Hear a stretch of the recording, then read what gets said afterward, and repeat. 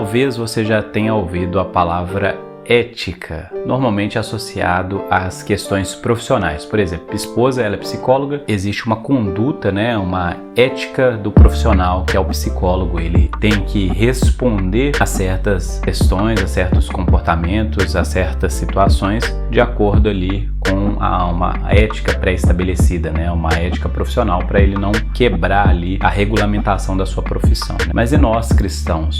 Nós também temos uma ética própria? Parece que sim. Quando a gente olha para as Escrituras e quando a gente olha para a resposta cristã, nós também precisamos desenvolver uma espécie de ética cristã. Então esse é o assunto do vídeo de hoje. Já aproveita e se inscreve no canal e curte esse vídeo também e compartilha com alguém que precisa escutar essa mensagem.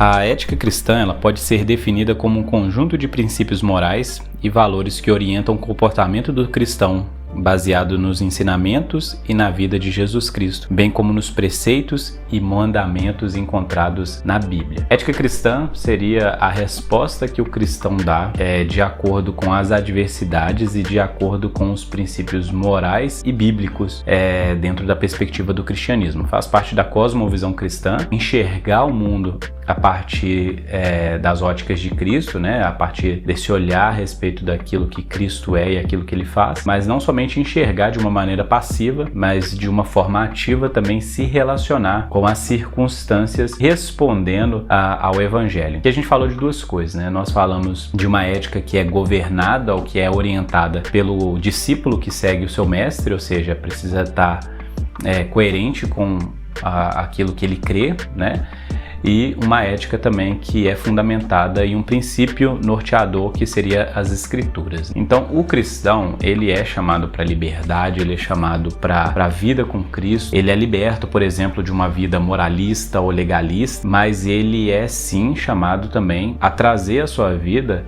para uma forma de viver cristã, a qual é esperado certo tipo de comportamento, certo tipo de resposta de acordo aí com as circunstâncias da vida. Por exemplo, existe um texto, Jesus respondendo ali aos escribas, a respeito do mandamento, Mestre, qual é o grande mandamento da lei? Jesus respondeu: ame o Senhor seu Deus de todo o seu coração, de toda a sua alma e de todo o seu entendimento. Este é o grande e o primeiro mandamento. E o segundo, semelhante a este, é: ame o seu próximo como você ama a si mesmo. Amar a Deus e amar ao próximo faz parte do viver cristão. A partir desses princípios, nós podemos nortear o viver cristão, a liberdade cristã. O que eu posso fazer, o que eu não posso fazer, a gente precisa observar. O que eu faço fere o meu amor a Deus? O que eu faço fere o meu amor ao próximo? As pessoas do nosso mundo, na nossa cultura, elas também têm uma ética, ética profissional, como eu disse no início do vídeo, mas uma forma de se comportar diante da sociedade. Cada um vai viver de acordo com aquilo que crê, de acordo com os seus princípios morais e norteadores. Nós cristãos também temos o nosso princípio moral e norteador, mas o que nos capacita a responder ao Evangelho de maneira adequada, o que nos capacita a desenvolver uma ética puramente cristã. A minha defesa aqui hoje é que essa ética cristã só é possível por meio do novo nascimento, O cristianismo, ele não pode ser uma imposição ideológica, e a gente nem pode exigir que pessoas não cristãs tenham especificamente um comportamento cristão. Por quê? Porque falta aquilo que é básico, Um novo coração. Falta aquilo que é básico, a regeneração.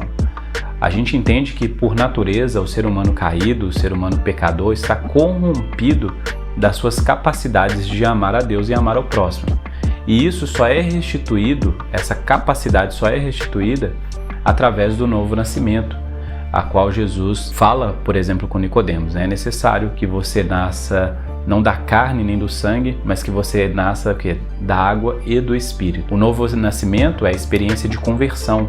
Esse novo nascimento, que também é a habitação do Espírito Santo, faz com que nós cristãos possamos então amar e obedecer a Deus de maneira adequada e correta, fazendo com que a vida cristã seja também a ética cristã. Só é possível haver moral e ética cristã por causa do novo nascimento, por causa da obra do Espírito na regeneração do homem. A princípio, amar a Deus e o próximo são coisas fundamentais na vida cristã, mas nós também precisamos lembrar que é dever do cristão buscar a justiça, viver em humildade e em santidade. Justiça, humildade e santidade. Essa transformação ética, que a gente chama de novo nascimento, é primeiramente vista na vida pessoal.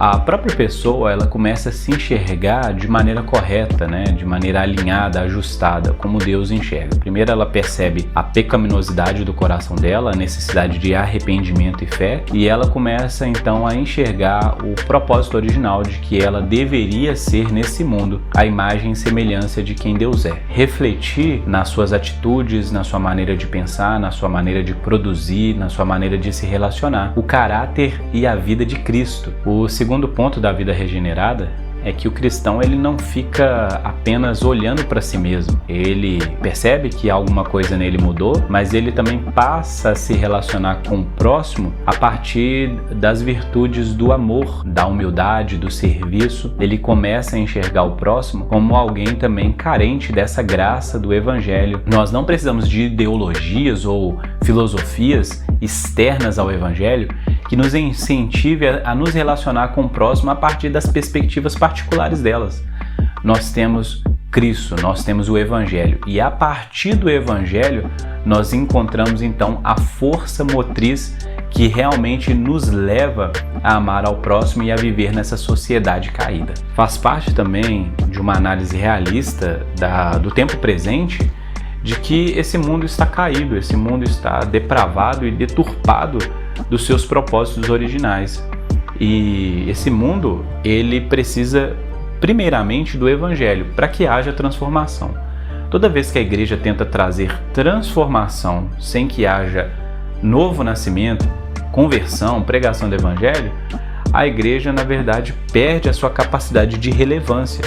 Então nós precisamos entender que ética cristã só é possível por meio de novo nascimento, por meio de regeneração espiritual no coração das pessoas. Essa é uma questão muito difícil, mas que é caríssima também porque faz parte do testemunho cristão. Nós precisamos ter uma vida digna e exemplar para que a nossa pregação possa ser respaldada pela nossa maneira de viver, para que aquilo que nós falamos que Cristo faz e fez na cruz possam ser vistas também por pessoas que experimentam essa realidade do Evangelho. Obviamente, o que nós fazemos não é o Evangelho, mas o que nós fazemos dá testemunho do poder transformador do Evangelho em nós. Que Deus te abençoe e até a próxima.